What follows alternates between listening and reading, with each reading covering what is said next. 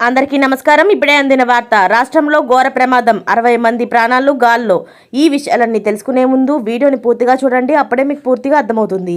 అదేవిధంగా చాలామంది సబ్స్క్రైబ్ చేసుకోకుండా వీడియోని చూస్తున్నారు, దయచేసి సబ్స్క్రైబ్ చేసుకోండి.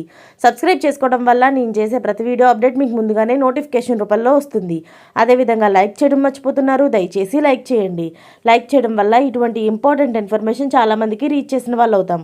ఇక లేట్ చేయకుండా వీడియోలోకి వెళ్ళిపోదాం. ముంబై తీరంలో ఘోర ప్రమాదం చోటు చేసుకుంది.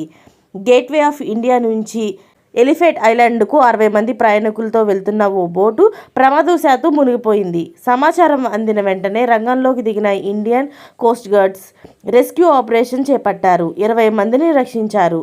ఒక మృతదేహాన్ని కూడా వెలికి తీశారు. మిగిలిన వారు గల్లంతయ్యారు. నేవీ, జేఎన్పీటీ, తీర ప్రాంత గస్తీ టీం, అలాగే స్థానిక పోలీసులు తక్షణం రంగంలోకి దిగి ప్రయాణికులను కాపాడేందుకు చర్యలు చేపట్టారని, సహాయక చర్యలు కొనసాగుతున్నాయని అధికారులు తెలిపారు.